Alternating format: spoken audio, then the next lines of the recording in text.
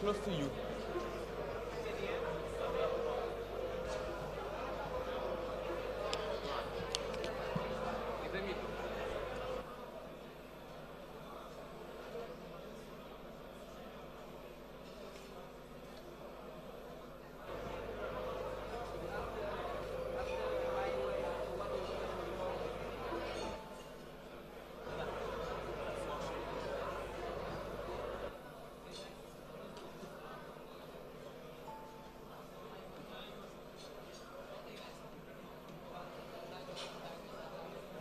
Ok. Ah, super, merci beaucoup.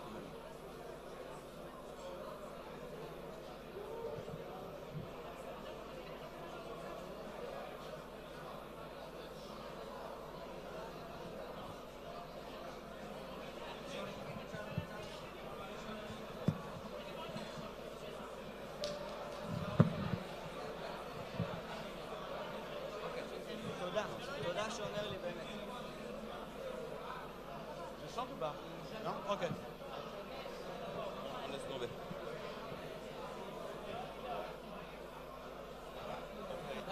Bien, je sais.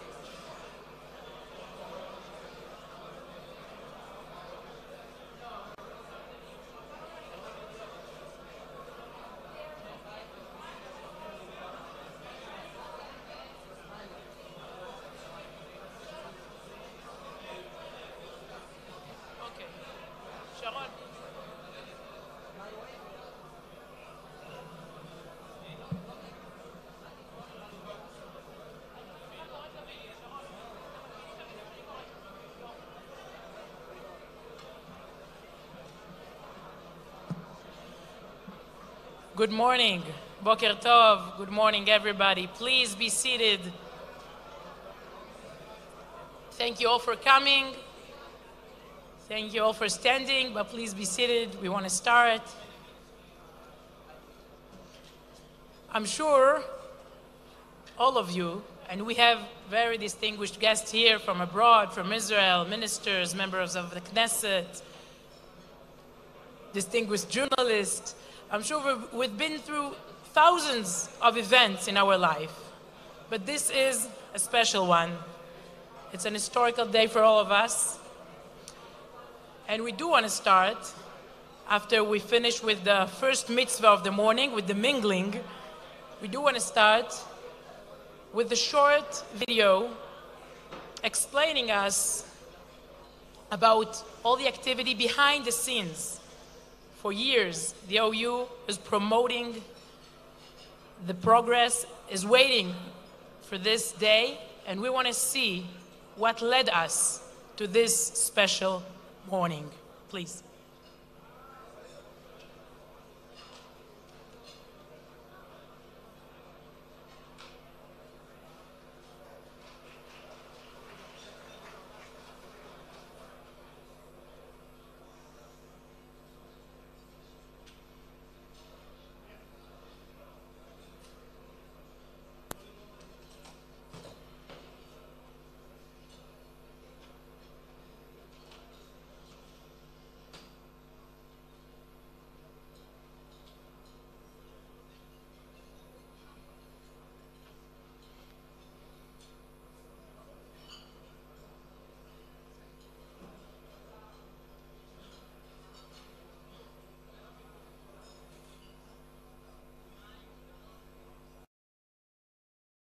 I have determined that it is time to officially recognize Jerusalem as the capital of Israel.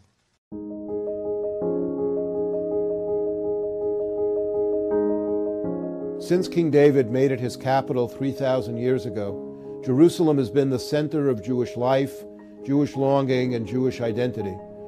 And now, thanks to President Trump and his administration, the promised move of the American Embassy to Jerusalem, the eternal capital of Israel, has finally been realized. For almost 50 years, the Orthodox Union has been working to have Jerusalem recognized as Israel's eternal, undivided capital, while continuously calling for the relocation of the U.S. Embassy to Jerusalem. Beginning in 1972 at a dinner for the OU's NCSY youth program, Vice President Hubert Humphrey called on the United States to recognize Israel's capital. Jerusalem, the Golden, must be united, and it must be recognized as the capital of Israel. In 1982, the OU became the first Jewish organization to formalize its commitment to the relocation of the U.S. Embassy by passing a resolution. During the 1990s, the OU amplified its campaign at every opportunity. At an OU mission to Washington in 1991, Senators Daniel Patrick Moynihan and Rudy Boschwitz unveiled a Senate resolution for the recognition of Jerusalem. Over the years, the Orthodox Union partnered with allies in Congress to craft and pass legislation, including the Jerusalem Embassy Act of 1995. Our goal? To have the United States lead the way in the world's recognition of Jerusalem as Israel's capital. We personally lobbied Presidents Clinton, Bush, and Obama to move the American Embassy to Jerusalem. We did not succeed then, but we did not relent. In the new millennium, renewed calls to divide Jerusalem were met by an increasingly determined and vocal Orthodox Union. In 2006, at its convention in Jerusalem, the OU adopts a policy resolution to oppose any attempt to divide Jerusalem. 2007, the OU meets with senior Bush administration officials and presses the U.S. to reject any offers to divide Jerusalem.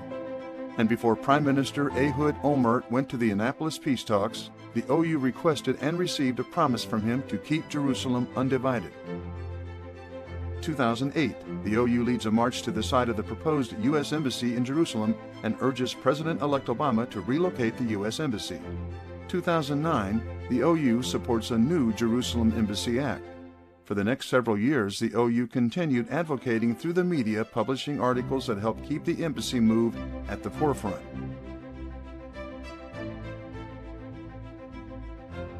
2015, the OU commends Senators Ted Cruz and Dean Heller for introducing a renewed Jerusalem Embassy Act. And as the new Trump administration began its transition, OU advocacy met with senior administration officials to once again present the case for relocating the U.S. Embassy. December 5, 2017. As the deadline looms for President Trump to sign the Jerusalem Embassy Act waiver, the Orthodox Union sends a letter to President Trump urging him to fulfill his campaign promise. And on December 6th, President Trump announces he will recognize Jerusalem as Israel's capital. The OU was recognized as the tip of the spear in the effort to move the U.S. Embassy. While previous presidents have made this a major campaign promise, they failed to deliver. Today, I am delivering. That is why, consistent with the Jerusalem Embassy Act, I am also directing the State Department to begin preparation to move the American Embassy from Tel Aviv to Jerusalem. The city of Jerusalem is the heart and soul of the Jewish people. In our prayers to God 3 times a day, the importance of Jerusalem is emphasized, as it is at every Jewish life cycle event. We thank the Almighty for bringing us to this day. And as Americans, we are so proud of our nation for giving full recognition to Jerusalem's centrality to Israel and to the Jewish people. And in particular, we thank President Trump for understanding that Jerusalem has always been and shall always be the capital of Israel.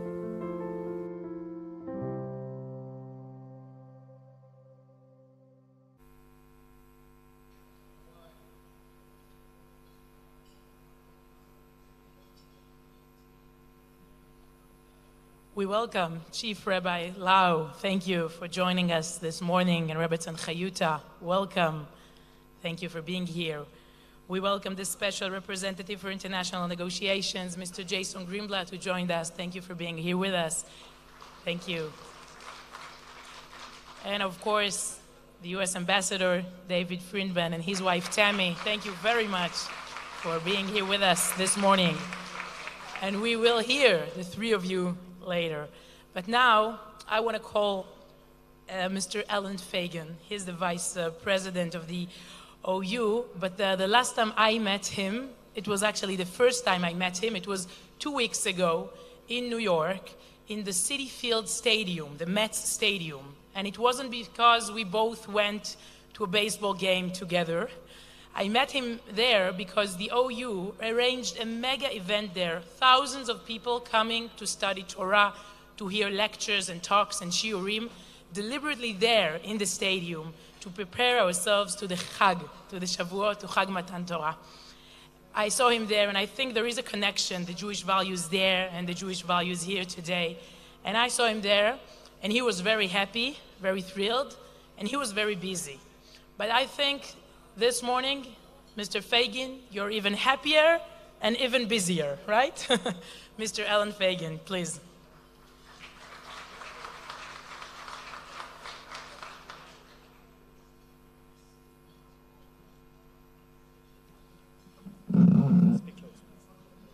Thank you very much, Sivan.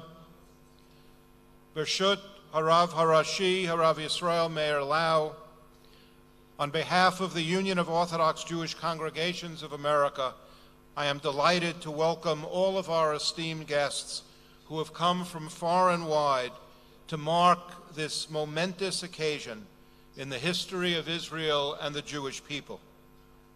I want to extend a particular welcome to a number of public servants who have joined us this morning. Deputy Secretary of State John Sullivan, the head of the American delegation to today's ceremonies. Ambassador David Friedman and his wife Tammy. Secretary of the Treasury Stephen Mnuchin. Mr. Jason Greenblatt, Special Representative for International Negotiations. Our dear friend, Senator Joseph Lieberman. Congressman Ted Deutsch of Florida, and Governor Rick Scott of Florida. And the many representatives of the Israeli government, Minister Zeev Elkin, Minister of Jerusalem Affairs and Minister of Environmental Protection. Member of Knesset and Leader of the Opposition, Isaac Herzog. Minister Naftali Bennett, Minister of Education. Minister Ayelet Shaked, Minister of Justice. Minister Gila Gamliel, Minister for Social Equality. Minister Uri Ariel, Minister of Agriculture and Rural Development. Rav Eli Ben-Dahan, Deputy Minister of Defense. And Ambassador Michael Oren, former ambassador to the United States and member of the Knesset. I want to extend a very warm welcome to the Minister of Foreign Affairs for Guatemala, Sandra Jovel Polanco. And we salute Guatemala for being the next country to move its embassy here to Yerushalayim.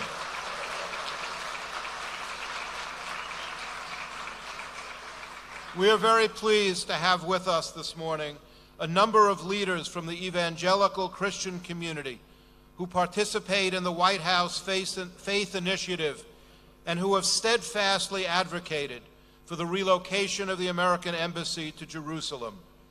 Among them are Mrs. Paula White Kane, Director of the White House Faith Initiative, Pastor Mario Bramnick, President of the Hispanic Christian Leadership Conference and the Latino Coalition for Israel, and Pastor Ira Garlow of Skyline Church in California, and Mrs. Garlow.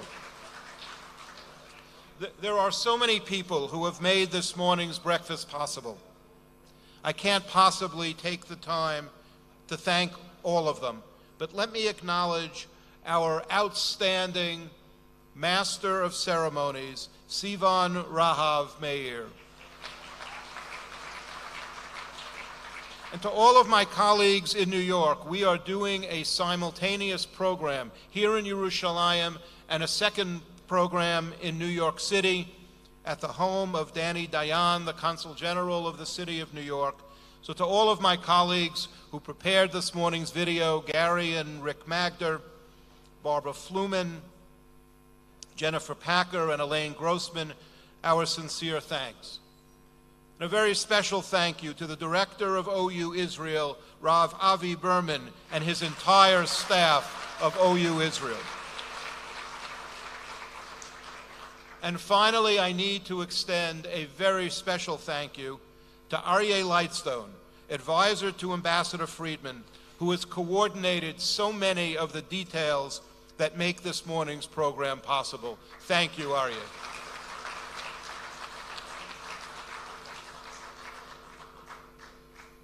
For thousands of years, the Jewish people have kept Jerusalem at the forefront of our minds and hearts. As we say thrice daily, U'lYerushalayim yircha berachamim tashuv, v'tishkon b'socha ka'asher dibarta. As Israel celebrates the 70th anniversary of its statehood, as we mark the 51st anniversary of the reunification of Yerushalayim Yer HaKodesh, it is a particularly auspicious moment to offer gratitude to God for the gift of a sovereign state and for Jerusalem as its eternal, undivided capital. Yerushalayim habenuya, the psalmists tell us, Ke'ir shechubra lo yachdav. The rebuilt Jerusalem is like a city that is joined together within itself, a city that unites, that brings together all who recognize its sanctity. And as you've seen in the video presentation, for decades, the Orthodox Union has consistently advocated for the relocation of the American embassy to Jerusalem as the law intended.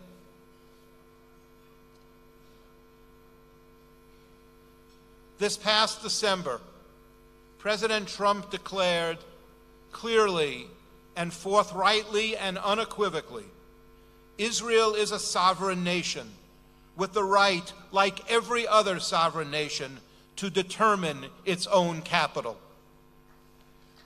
And so, on behalf of the Orthodox Union, our community, and members throughout the United States, Canada, and Israel, we express our gratitude to President Trump, to Vice President Pence, and to the senior officials of their administration, to Ambassador David Friedman, the Secretary of the Treasury, Stephen Mnuchin, to senior advisors Jared Kushner and Ivanka Trump, to Jason Greenblatt, for being catalysts in fulfilling, at long last, the promise to move the embassy to its rightful location, for recognizing that the time has come and the time was now.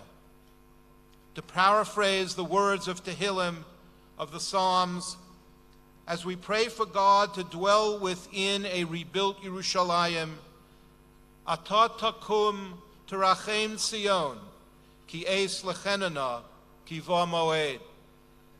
You shall arise and have mercy upon Zion, for it is the time to show her favor, to set the time that has come. Let me ask Ambassador and Mrs. Friedman to please join me on stage.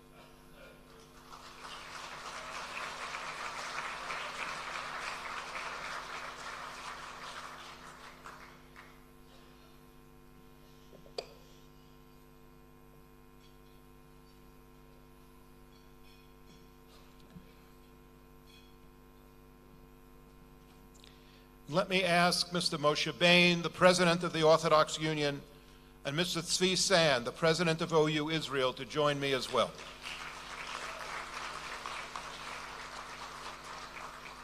David, we are so proud to see you as the United States Ambassador to Israel at this remarkable, momentous moment. Ambassador, we mark this historic occasion with a token of our appreciation for all you have done and will continue to do in representing the interests of the United States here in Israel. we want to present you with this beautiful mezuzah.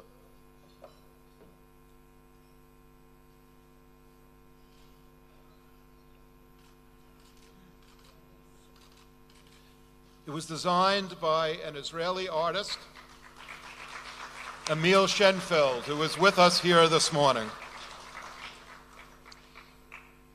We hope it will be affixed to the doorpost of your new home as you take up residence again here in Yerushalayim.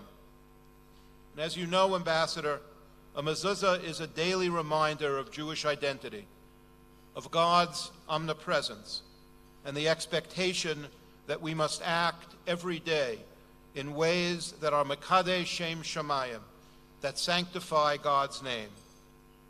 The Rambam, commenting on the mezuzah, tells us, V'yeda she'ein davar ha'omed la'olam u'li'omei olamim, ela yediat sur ha'olam. When one enters or leaves a home with a mezuzah on the doorpost, he realizes that nothing endures forever except for knowledge of the ruler of the universe. David, Tammy, may your home be filled with joy and happiness. May it be filled with wisdom and sound judgment as you represent the interests of America with its most steadfast ally. May it be filled with personal satisfaction, and may it be filled with the warm glow of peace and security. Amen.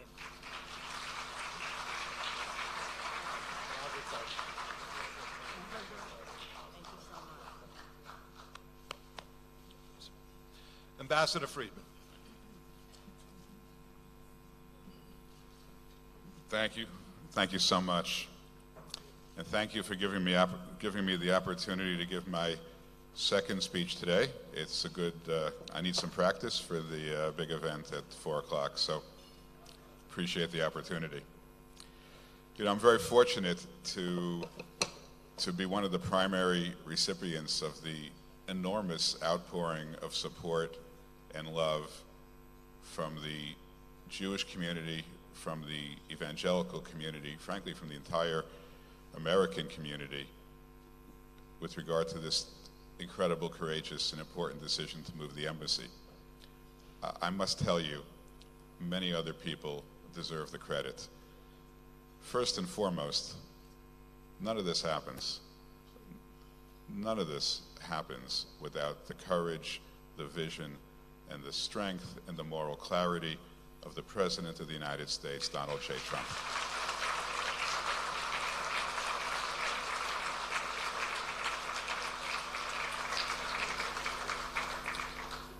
And it goes beyond that. We need support. It doesn't get done without the State Department. Our State Department is doing great work when John J. Sullivan was the acting Secretary of State, leading to the transition with Secretary of State Mike Pompeo, and even before that, we had enormous support from the Department of State. We had enormous support from the National Security Council, now led by one of Israel's greatest supporters, John Bolton.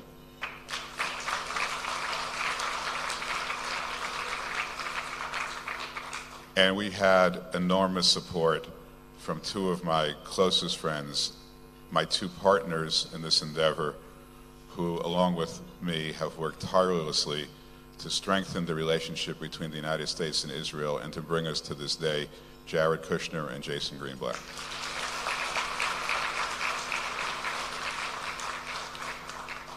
One of the things that gratifies me tremendously is that now that we are entering yet another campaign season and President Trump travels throughout the nation,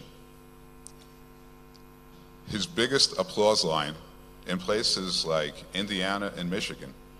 Now we're not talking about Long Island or Borough Park, I'm talking about middle of the country. The biggest applause lines, he gets this every time, is when he reminds people that he's moving the embassy from Tel Aviv to Jerusalem. It is the single most popular thing that he has done, and the encouragement from the entire American community is more than heartwarming. People support the president's decision really on two levels. Those of us who are emotionally, intellectually, politically connected to Israel, of course, this is something we've been waiting for 70 years.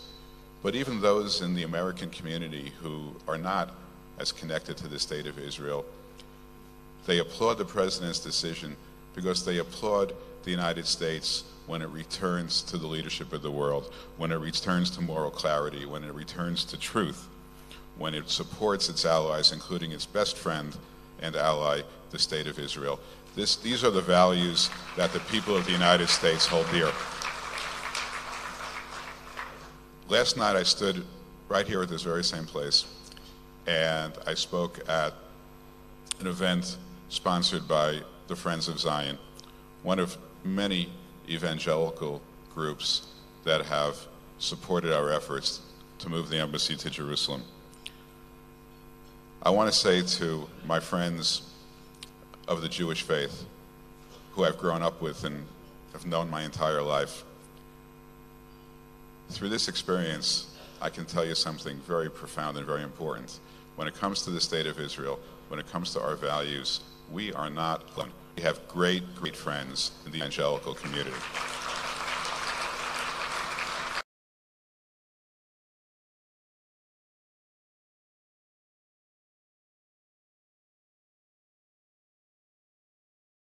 Nations. And the nations of the world are returning to Israel, and they are led by Israel's greatest friend, the United States of America.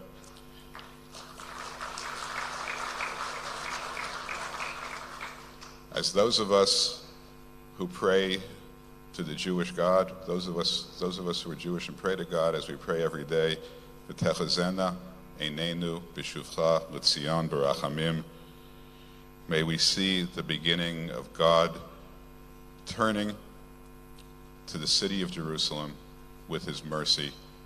V'chein yehei ratzon, and so let it be. Thank you so much.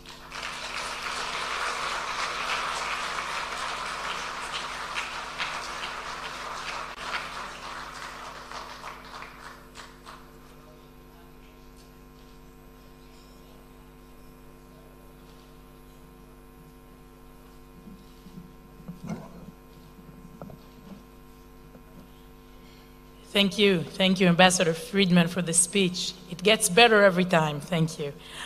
We have so many special guests here. We want to hear all of you. So what we're going to do is to ask you to speak briefly. And I'm going to give you an example right now. With no further ado, I have a lot of things to say about him, about his organization, but I just want to invite Mr. Moshe Ben, the president of the OU. Mr. Bain, please. Ambassador Friedman and I, in a previous life, were lawyers in the same field of law in the United States. In many cases, we were on the same side, even though we might have had different clients. In many cases, we were on different sides. And it was always my sense I was much better off when he was on my side. And I think we're all very, very well off that today he's on our side.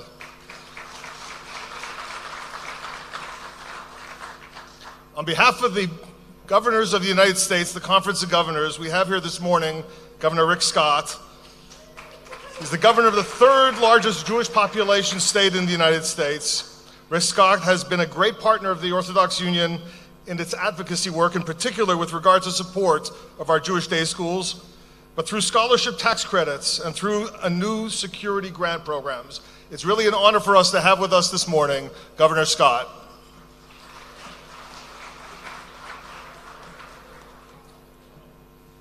Good morning. Usually I travel around the state of Florida to see Florida residents. You just have to come to Jerusalem, you see a lot of Florida residents. Well, first off, I want to congratulate the Union for this unbelievable day. It's a real honor to be here. I want to thank Ambassador Friedman for the opportunity to be here today, his beautiful wife, Tammy. It's a historic. I had the opportunity to be here the day that President Trump made this historic announcement that he would move the embassy to Jerusalem, but there's no better date than today. Florida will always be a friend of Israel. We're going to do everything we can to take care of our Jewish population in our great state, whether it's putting money in to take care of security at our day schools, making sure companies don't do business with our state if they're going to boycott Israel, doing joint research with Israeli companies to create more trade between Israel and Florida. But congratulations on a wonderful day. Have a great day. Bye-bye.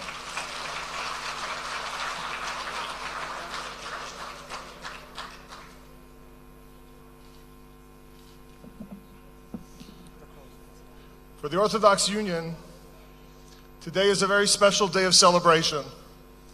But we believe that every act we take, every celebration we observe, is a prayer to God. And in Jewish tradition, there are two types of prayer. There's a prayer of praise and a prayer of request. And today we're celebrating both of those prayers. In the first instance, it's a prayer of gratitude. It's a prayer of gratitude to God to allow us to enjoy his blessings on a day like today, to have Jerusalem not only unified, but now being recognized by the United States, the beacon of liberty throughout the world, recognizing our heritage and our entitlement to the city.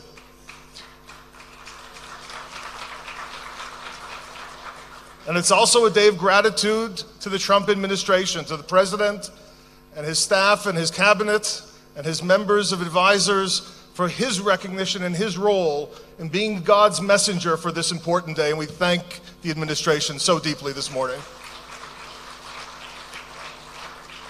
But it's also a day of prayer of request. We're beseeching HaKadosh Baruch Hu, we're beseeching God that this be just one step in the many steps that have taken us to today and will ultimately take us to what we truly pray for, which is the rebuilding of our temple, the Beis HaMikdash, right here a few millimeters away. Because that's what we are all desiring for and that's what we're all praying for. And today we're recognizing this step as a prayer to God that we reach that day, B'mei B'yameinu, in our days ahead. Thank you very much.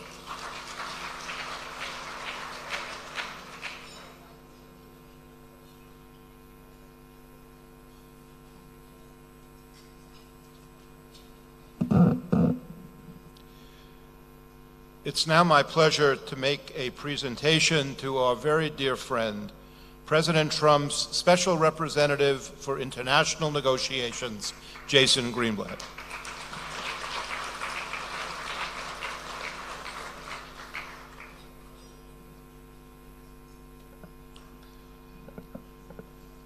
Thank you.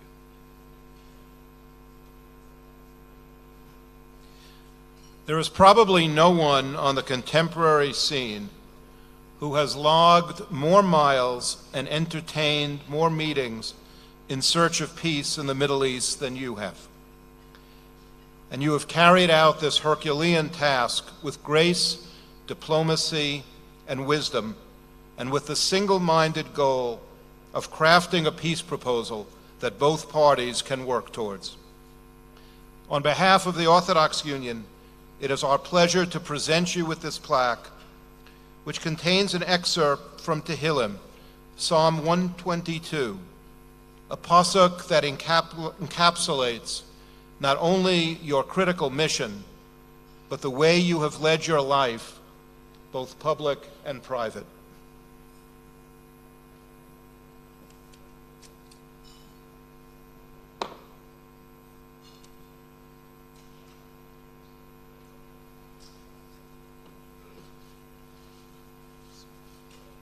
Jason, it reads,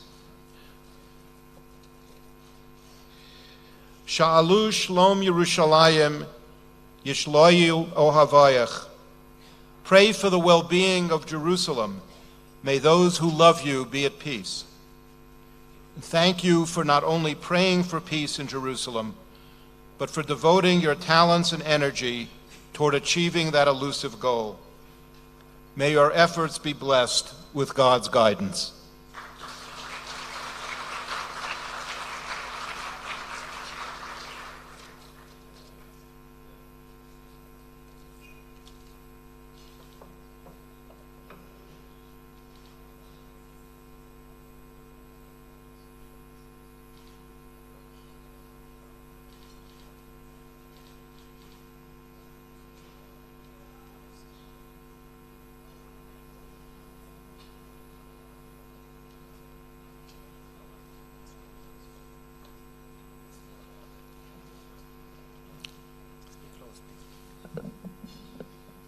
Good morning. My name is Jerry Wolaski. I'm the chairman of the Orthodox Union Advocacy Program.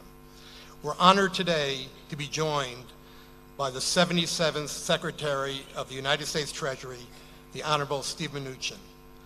Secretary Mnuchin was nominated and confirmed to this post after a successful and distinguished career in America's investment and banking industry.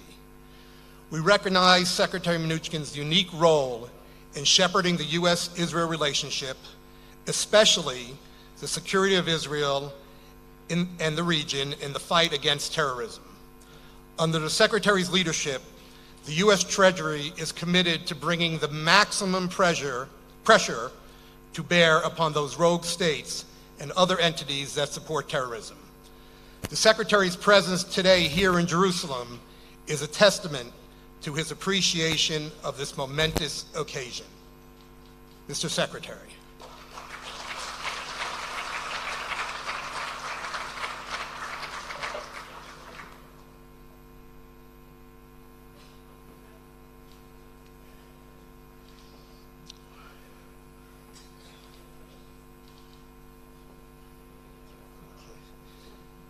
Mr. Secretary, by your presence here, you honor the history of Jerusalem, of Israel, and of the Jewish people.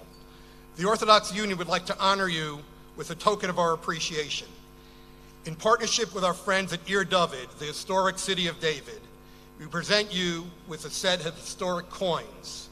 Found just a few thousand meters from here, where we're standing today, these coins were stuck in the year 70 and commemorate an ancient stand against ancient terrorists, the Romans, who invaded and plundered Jerusalem. Our ability to gather today in Jerusalem under Jewish sovereignty is a testament to God's blessing and the perpetual fight for liberty and justice. Thank you for honoring the Orthodox Union with your presence here today. Thank you. Thank you very much. This is a great honor, first of all, to get the money. I got the first national medallion, and I also got the Great Revolt bronze coin, so that's quite a combination, and something I will absolutely cherish. It's great to be here with all of you today. What an extraordinary day. I am so proud to serve in the Trump administration, and I am so proud to be here today. I know this is a day I will always remember. It's a day 70 years in the making. It's a day 20 years later after Congress passed a law to move the embassy to Jerusalem.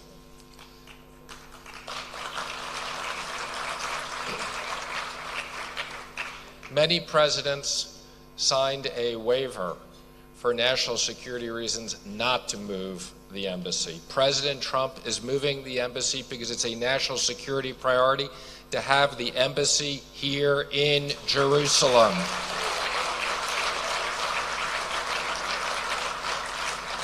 It's also the right thing to do, recognizing one of our greatest partners in their capital, and us being here, moving our embassy, is a big step in our relationship with Israel.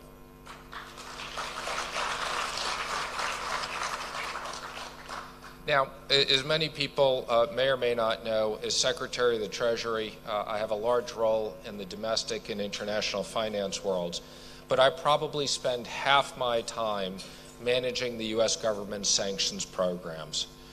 They work. It's a very, very important part of everything that we do.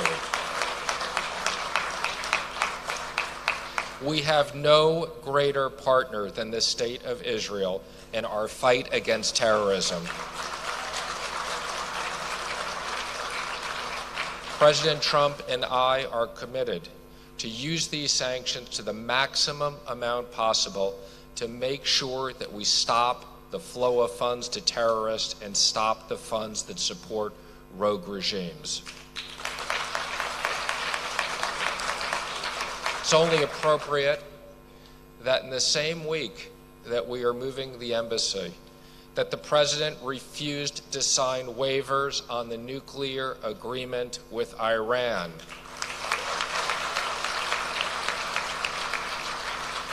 It's not in our desire to waive the sanctions in national security interest. It's in our desire to put back the sanctions in our national security interest.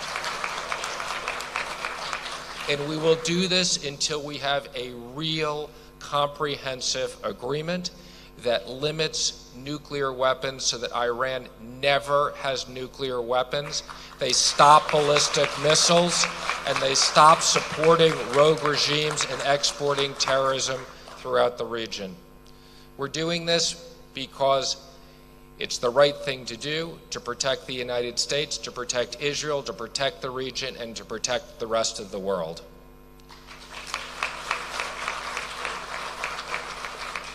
Now, if all those reasons weren't good enough, there's another reason to move the embassy. As some of you know, the president was a real estate developer. And the president wanted the American embassy real estate on the right side of the town here in Jerusalem.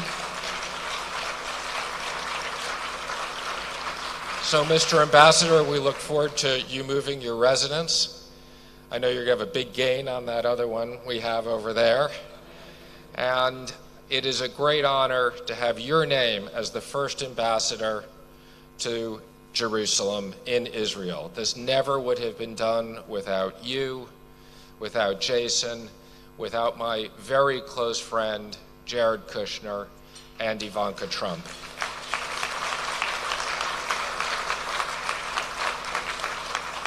So I'm personally waiting for my big part in the embassy this afternoon.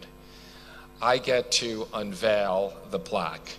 And I'm told I do that by pulling a little cord. The ambassador said, "Now, are you sure you know how to pull the cord?" I said, "I've been doing this at Temple my whole life." So with that, thank you very much.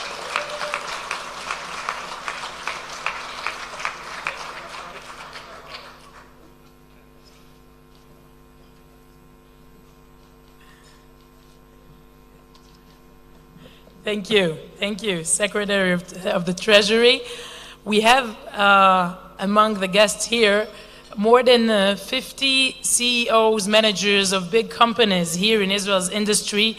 We can't elaborate and speak about each and every one here, but thank you for being here. Thank you for leading the business sector in Israel, and thank you for the common denominator, the OU kashrut you all share. Thank you. One of the companies is Ella Valley's Vineyards, and you will all get a commemorative edition honoring the historical relocation of the U.S. Embassy to Jerusalem. L'chaim, thank you very much for this special edition. And now, we want to hear the Israelis, ministers, politicians that are here with us. In the 60s, there were two Jewish students in the U.S. They were very close to communism and to the 60s spirit in the US. Their names are Jim and Myrna. But then, in the year 67, Jerusalem was united, and they felt a wave of Zionism, of Judaism, influencing their lives, changing their lives, and bringing them here to Israel as new immigrants. They felt a spark. That's what Myrna once told me. I want to invite their son, Mr. Naftali Bennett, the Minister of Education, the Minister of Diaspora Affairs, please.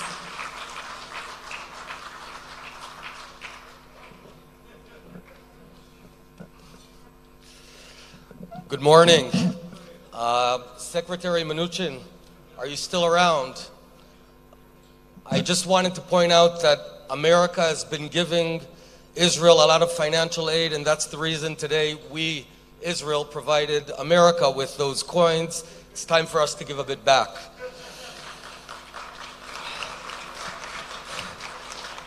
On the way over, I heard a sound, and that sound was the flapping of the wings of history, because everyone in this room, everyone in Jerusalem, everyone in the state of Israel, in the United States of America, is feeling history in the making. America made the first bold and courageous move, and now we expect others to follow. Other states can decide whether they want to be part of history or they want to miss out on history. It's theirs to decide, but Jerusalem is here to stay.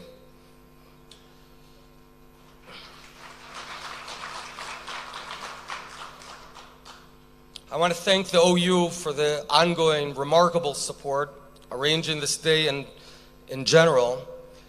And on behalf of the Israeli government, Israeli people, I want to thank, first and foremost, someone who from this day can be called Chaver Emet, a true friend, and that's the President Donald Trump. Toda Rabba.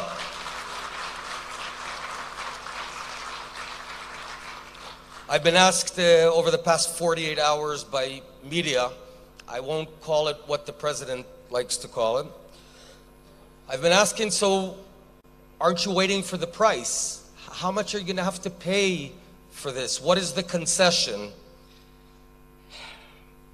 And I think it's new times here. For us to reach ultimate peace, there's a new formula. It used to be land for peace.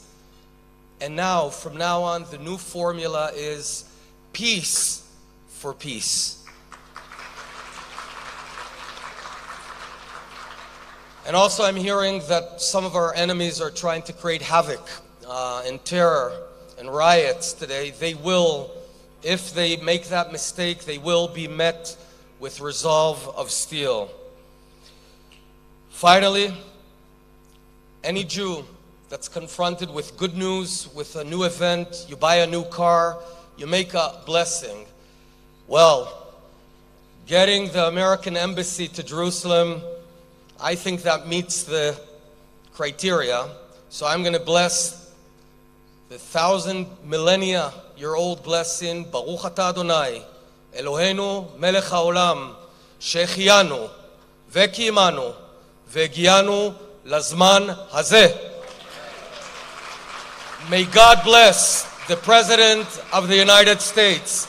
May God bless America. God bless Israel, and God bless the eternal capital of the Jewish people, the city of Jerusalem. Toda Rabba.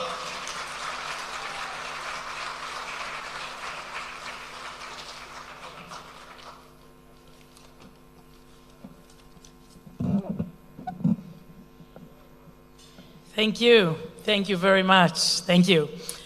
Hanavi Yeshayahu, the prophet Isaiah, says, "Ve'ashiva shoftaich kevarishona, ve'yoatzaich kevatchila. Acharei chen yikare lach ir hatzedek, kirya ne'emana." He spoke about this city where we're here now. "And I will restore your judges as at first, and your counselors as in the beginning. Afterwards, you shall be called City of Righteousness, Faithful City." That's the mission for the Mashiach. But our Minister of Justice, Ayelet Shaked, tries to help, tries to promote the plan. And I want to invite her now, Ayelet Shaked. Bevakasha.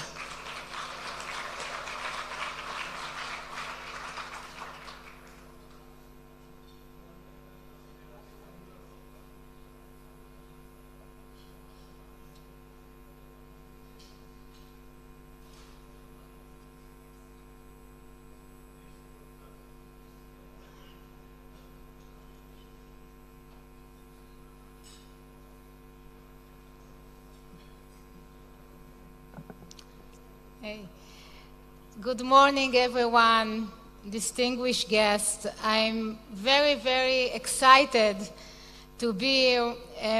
It's actually historical days, and this day is without doubt one of the most prominent of them.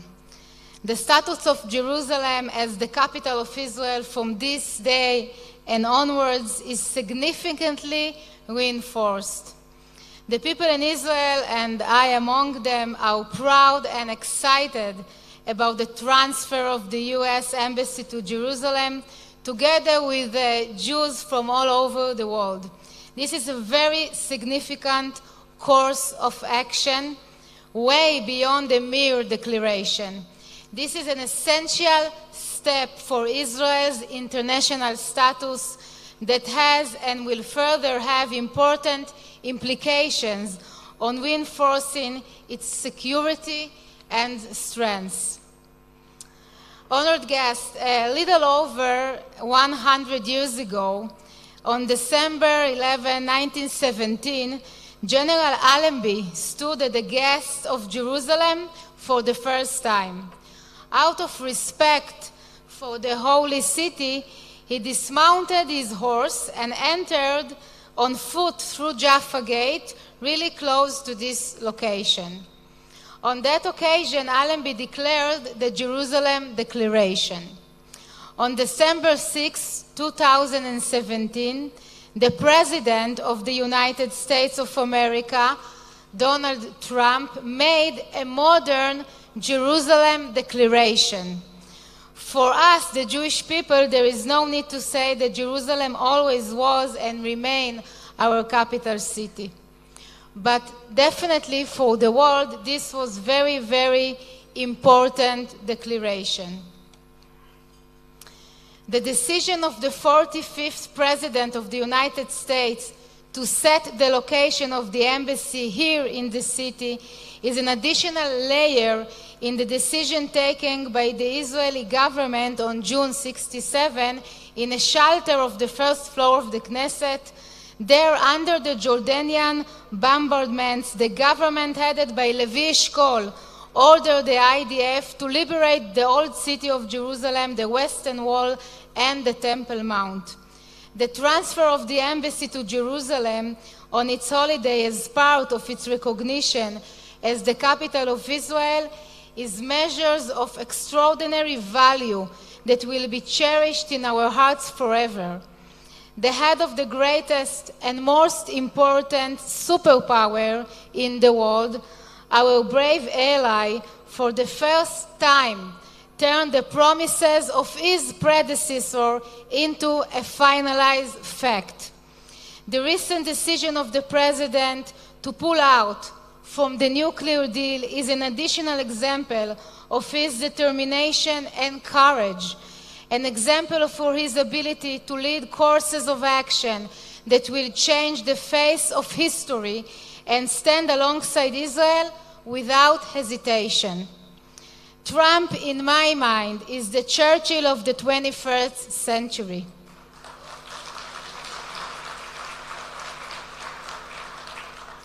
He has reversed Chamberlain's policy for capitulation and teaches the world that the landowner has returned.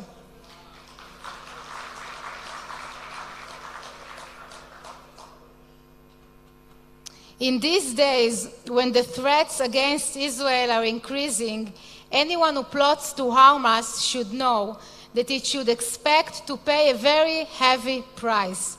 The Jewish people is no longer a wandering, defenseless entity. Our existence here is an undisputed fact.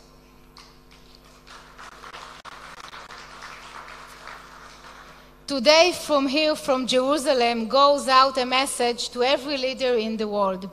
Israel is the official landowner of this country.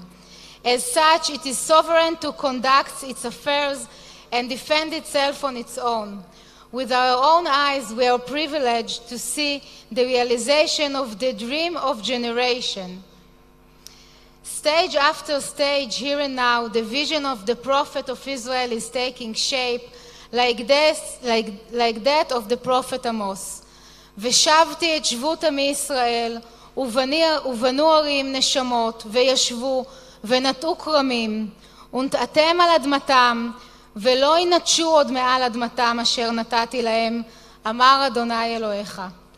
In my name, in the name of the government of Israel, and in the name of citizens of Israel, our great and sincere thanks is extended to you, to the President, to Ambassador Friedman, to Jason Greenblatt, to Gerald Kushner and Ivanica, and to all the great friends of Israel. Thank you so much. We love you. Thank you.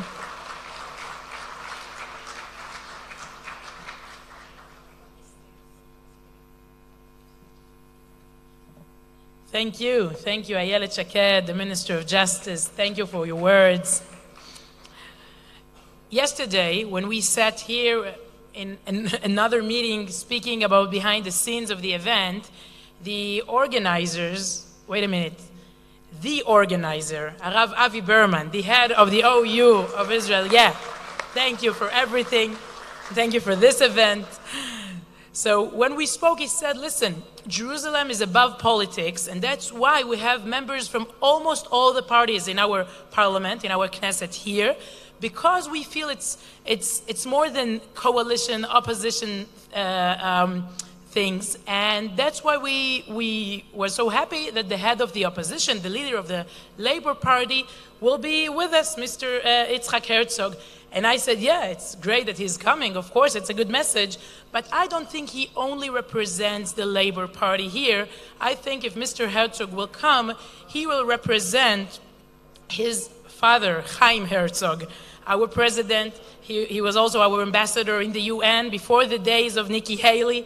And he will represent his grandfather, Harav Yitzchak Herzog, the chief rabbi of Israel, who did so much with President Roosevelt during World War II, with the Pope after the Holocaust.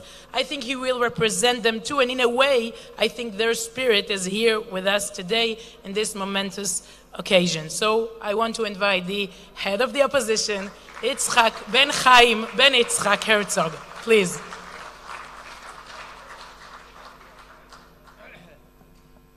Good morning, everybody. First of all, I'm extremely happy to be with the OU. I know the OU since my childhood. I think it's an incredible organization. I think what it's done for not only for kashrut, but for the incredible strength of the Jewish people is something worth noting in this very happy moment and very happy day. Toda Rabba to all of you. I'm also happy that my mentor and teacher, Rabbi Yisrael Meir Lau Shlita, is here with us today. He was he's the only one I still know of who was working with Rav Herzog, Zecher Tzadik Levracha, and then he became Chief Rabbi of Israel. So I'm very moved to be here with him.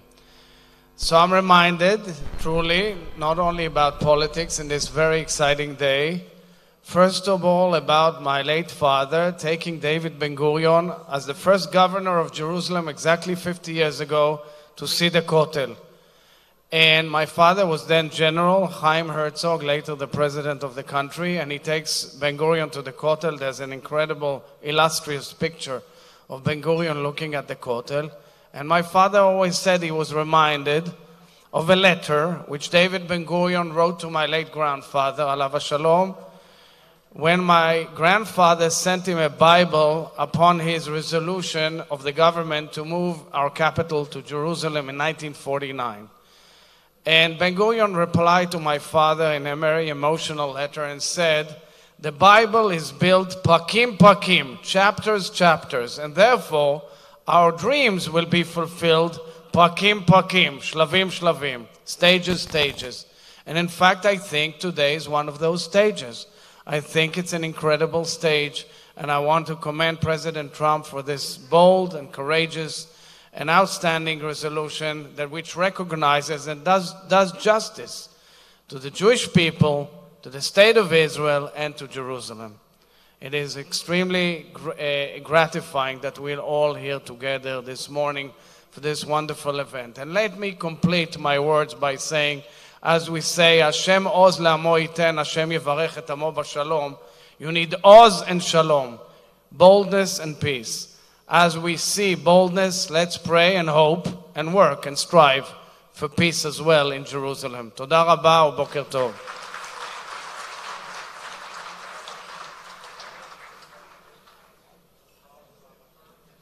Thank you, Mr. Herzog. I met the next speaker a few months ago. I had the honor of covering a big flight of Nefesh B'Nefesh coming to Israel, hundreds of new immigrants, new Olim coming to Israel. And the minister that waited when they landed, he waited on the ground, and his name is Zeev Elkin. The first seconds as Israelis, they heard him speaking in their first seconds here in Israel. And he told them, you know why I came? I did Aliyah from Kharkov in the 90s. When I came here, I had only one bill of money in my pocket. That's all I had in the whole world. Now I'm a minister in Israel's government, and I'm here to tell you, you can reach anywhere you want in Israel's society. Welcome to Israel. That was his message, and now we want to hear his words this morning. Minister Zeev Elkin, please.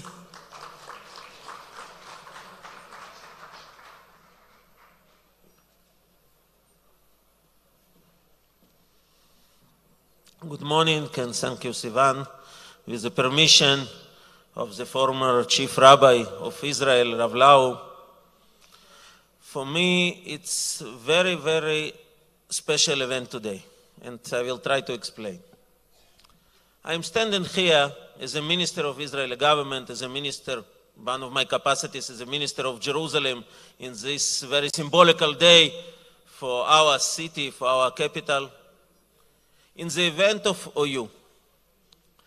And when I hear that I was invited to this event, the first thing that I thought about it was that something like 29 years ago, when I was 19 years old young boy in former Soviet Union, one of the leaders of the Jewish community in my city.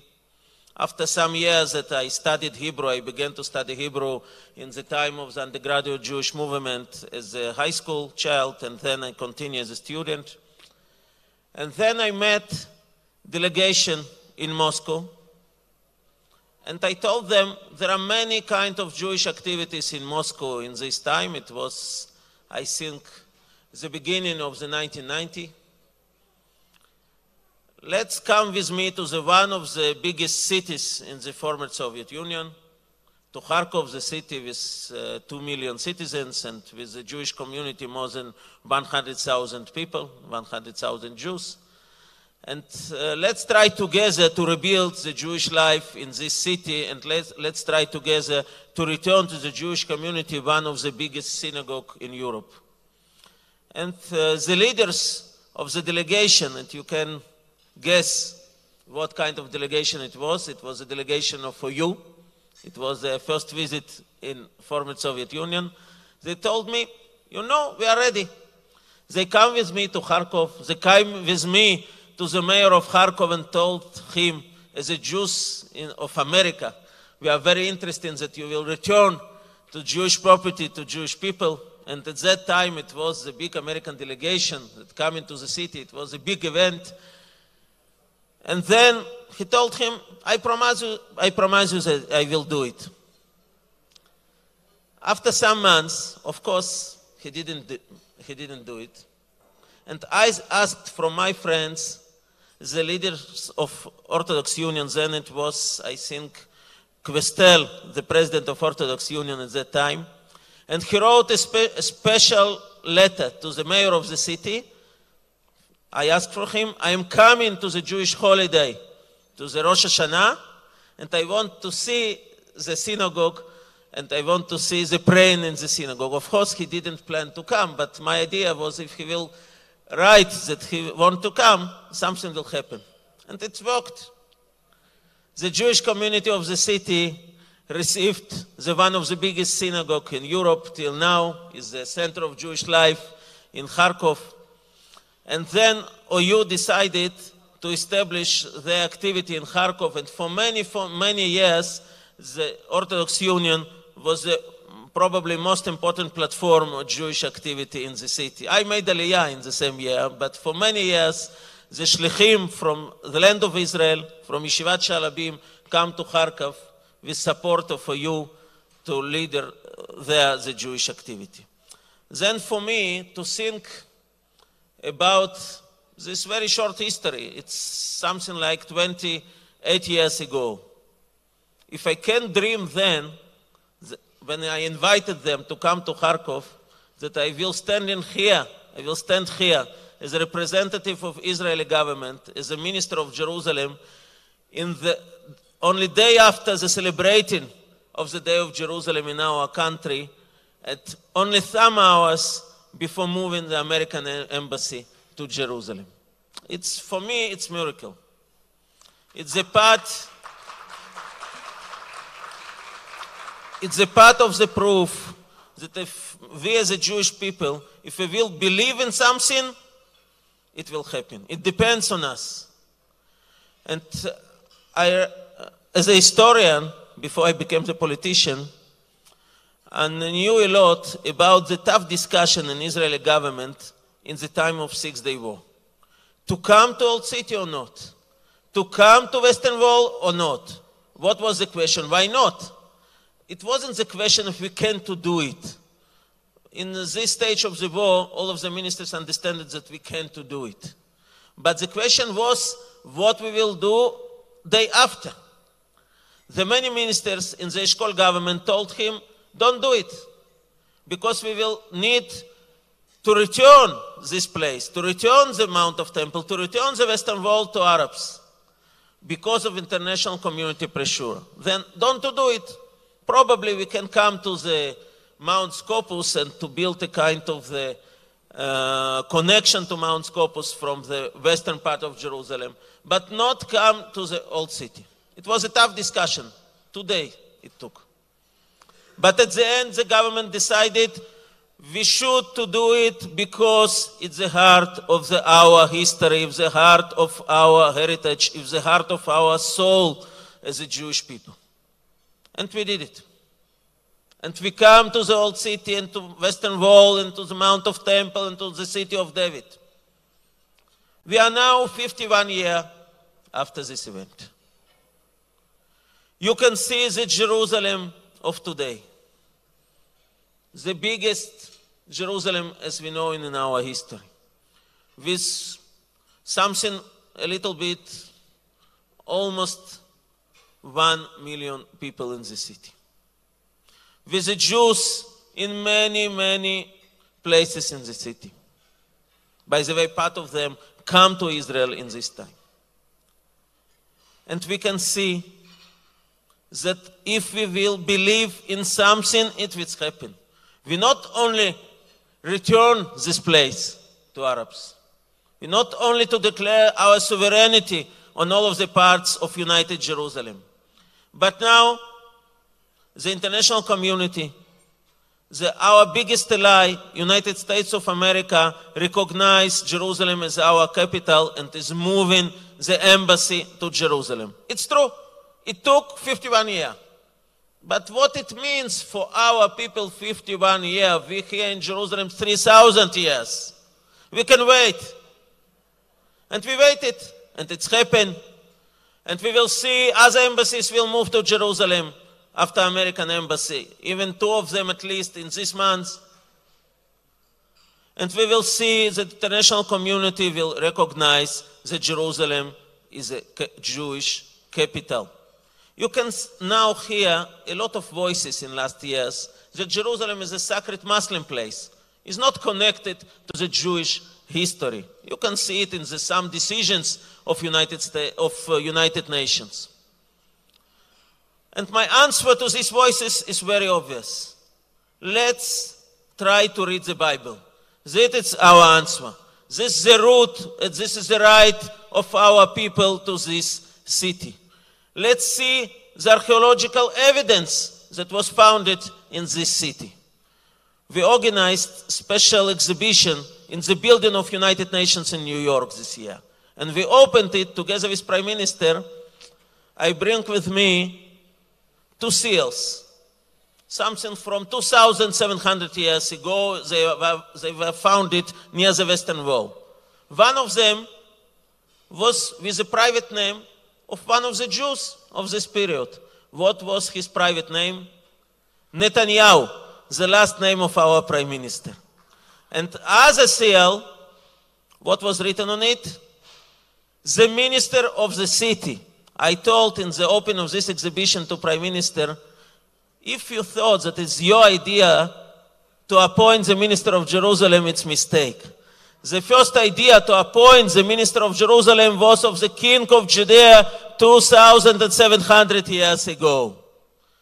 This is our history in this city. This is the truth. And American president, when he decided to recognize Jerusalem as a capital of Israel, and when he decided to move the embassy, he decided to tell to the world the truth. And I am sure that if all of us will believe in our right, I am sure if all of us will believe in truth, the truth will win. Chag Yerushalayim Sameach.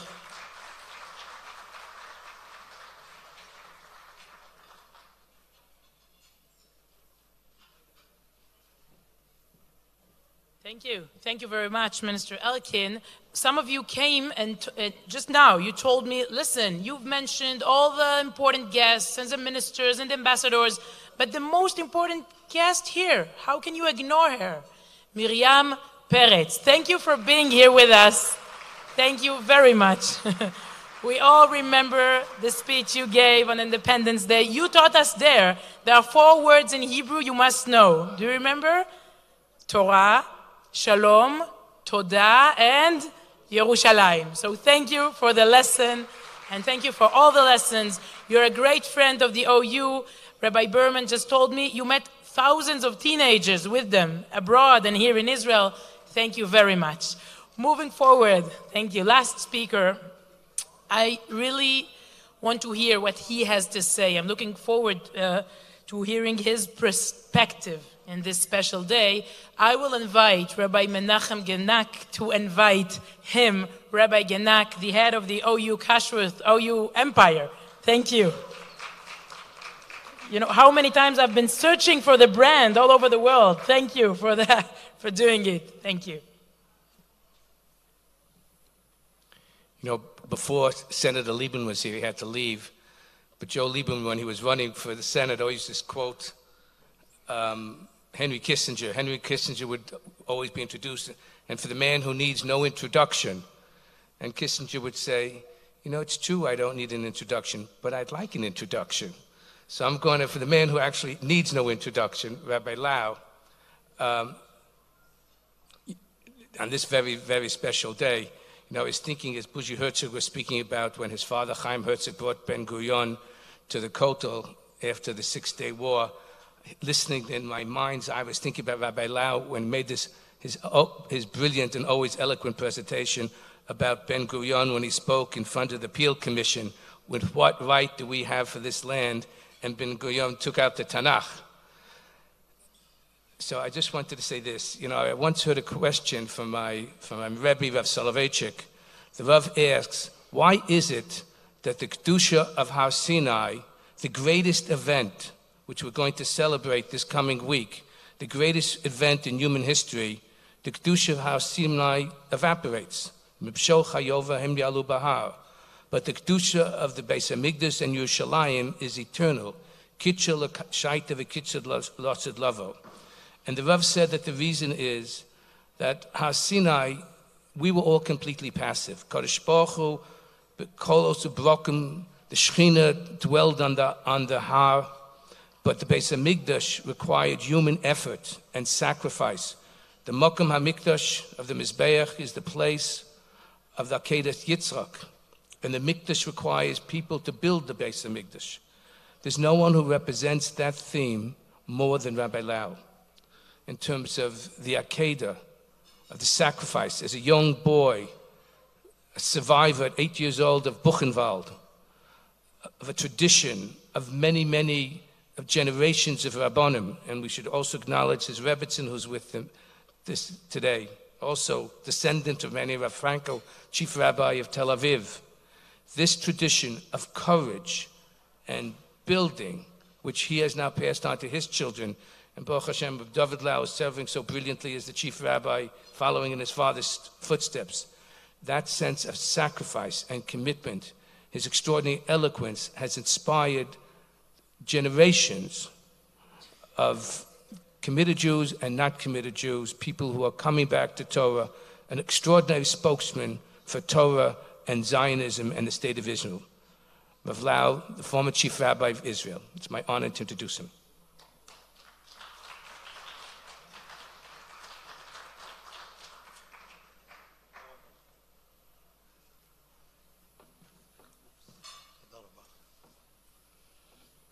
Thank you for the nice and warm introduction of my dear friend, Rav Genek. Thank you to the leadership of the OU for the kind invitation for this beautiful morning. Thank you all the dignitaries and friends who participated in this event. I have heard all the speeches, brilliant, nice, warm and kind. I will not bother you with another speech. I know it's late. I know you have heard many speeches and the day is not finished yet.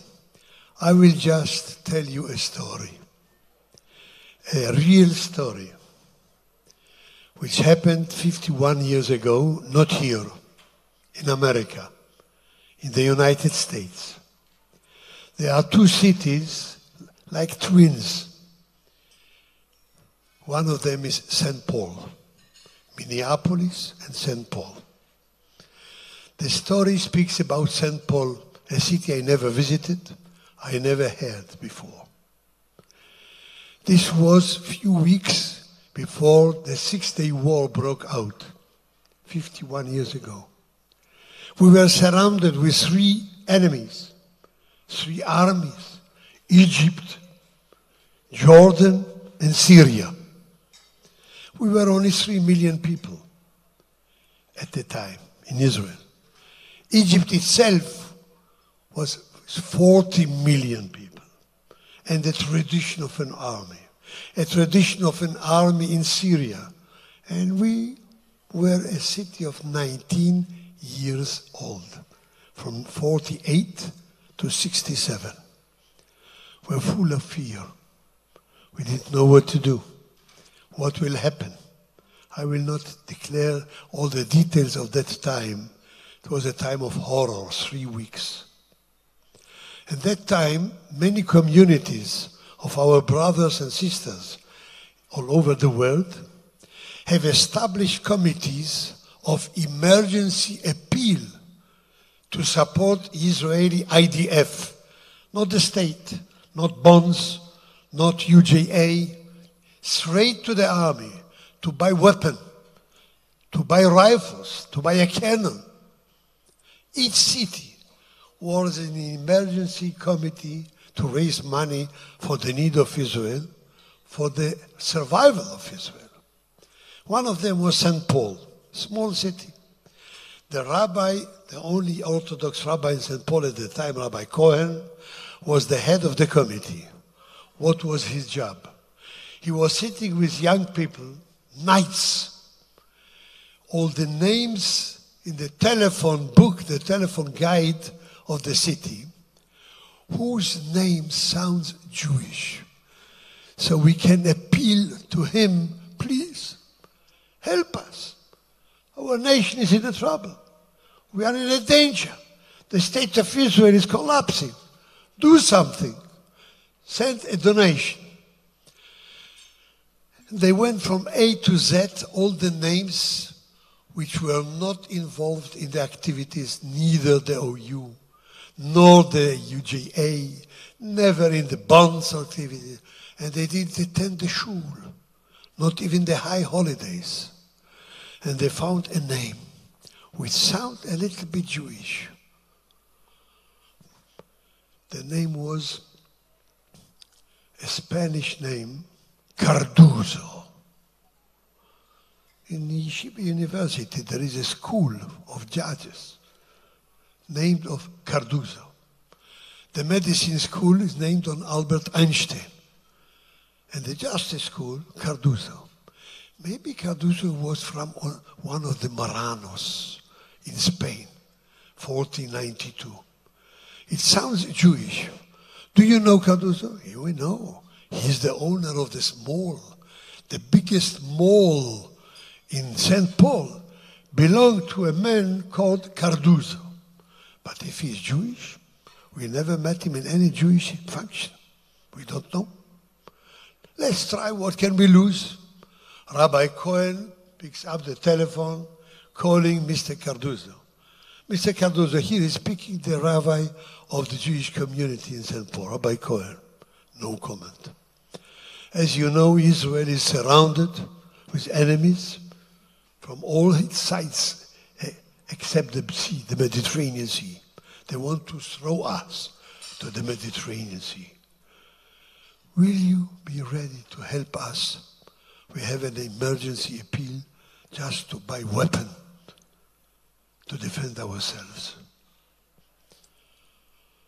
May I come to you to explain you the situation and to ask your help? Don't come. Only 10 minutes of your time. I will not steal more than 10 minutes of it. No, don't come.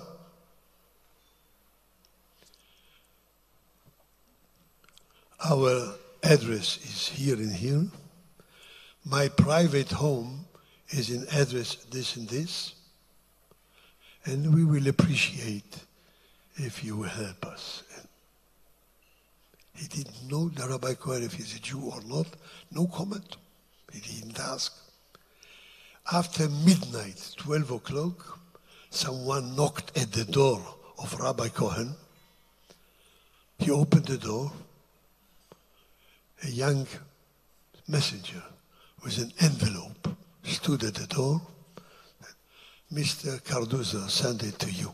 Are you Rabbi Cohen? Yes, I am. Good night. There was a check in that envelope with a sum bigger than all together the sums of the donations of the whole community of St. Paul. One per man. We didn't know his face. Never spoke to him, except those 2 minutes. And everything was, no, no, no, no. Don't come, don't send. He sent a check bigger than for the whole community. The war ended as it ended, 51 years ago. A few months later, Rabbi Cohen have heard that Mr. Cardozo ran bankruptcy and he lost all his money. And not only this, he had a heart attack. In a very dangerous situation, he is in the hospital of St. Paul. Rabbi Cohen didn't hesitate. Bikur Cholim is one of the greatest mitzvot in Judaism. He went to visit someone who he never met in his life. He didn't know his face. He came, listen to the end of the story. He came to the hospital, and the lady brought him to the room of Mr. Cardozo. He came in, he couldn't see his face, full with channels.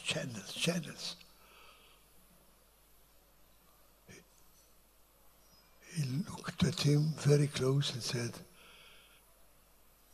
"My name is Rabbi Cohen. I'm the rabbi of the Jewish community here in St. Paul." The man in the bed made with his head, "Yeah, I know. I want to tell you that the money you sent, and we are so grateful, this wasn't a gift. It was a loan for the IDF, the Israeli army. A loan." He knew his situation. "And I want to give you back the loan you gave the state of Israel.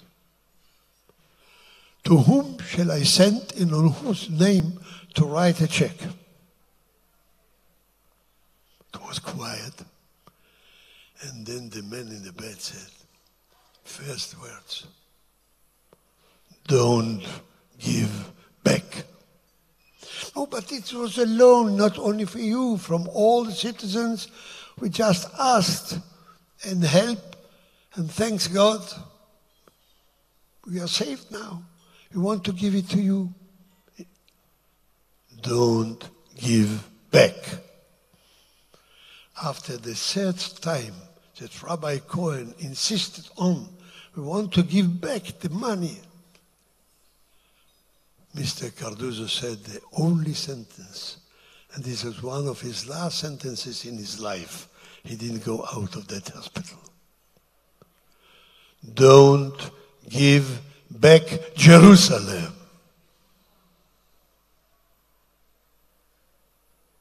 He didn't care the money. He didn't speak about the money. He didn't need that money. Maybe he knew that he's going to die. But one thing was in his mind. Don't give back Jerusalem. The man never attended a shul. Never attended one of the activities of the Jewish community. Never visited Israel. Never touched the stones of the Kotel. And one thing was in his mind before he passed away. Don't give back Jerusalem. If you need an example and the proof how deeply is Jerusalem rooted in the blood, in the soul of the Jewish people, take Carduzo, Zichrono Livracha.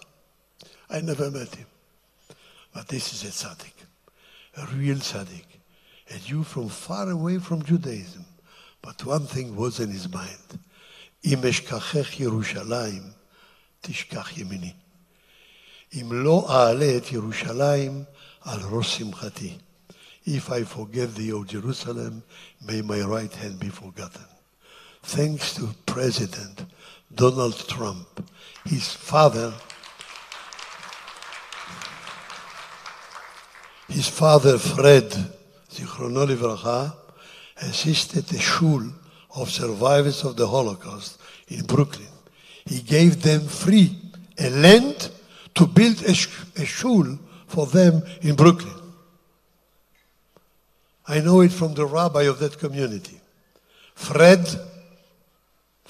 Trump, father of Donald Trump. And his son is completing the holy work of his father to give the opportunity that everyone who needs the American embassy, he has a new address. Old, new, eternal address, Yerushalayim.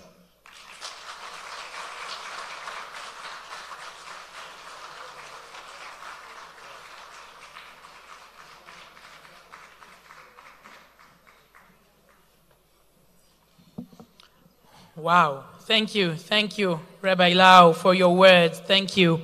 Seeing you here with us this morning, the young kid from Auschwitz, being here with us, it means a lot to us. Thank you, and thank you, Rebbe and Chayuta, for everything. Thank you both. And now, we want to sing both anthems after being here together and sharing mutual beliefs, mutual ideologies, and a great breakfast. We will, one last photo op. We want to sing both anthems, the Israeli anthem, Hatikva, and the US anthem, Our Star of David, and Your Stars. We do invite again Gabriel Shuraki String Ensemble, and Yaakov Motzan, the Israeli famous Chazan Yaakov Motzan. We still remember you in this city field, in the event there for Hatikva. Only Hatikva, and Eyal Shuraki for the US anthem. Please come to the stage. Thank you all. God bless America. God bless Israel. God bless Jerusalem. Thank you very much. מתחילים באמריקאי.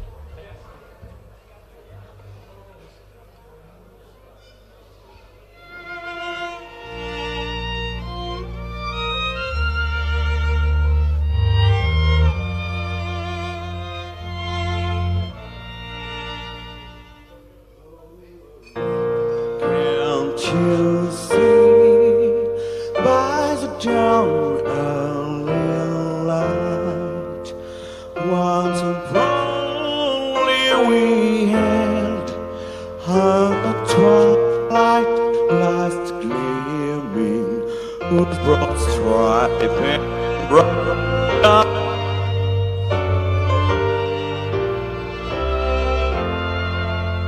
All around where some gallantly streaming, and the rockets red glare, their bombs bursting in air, gave bruise through the night. Thou the flag was still there. Oh, sailing and lost our splendor, and now ye away.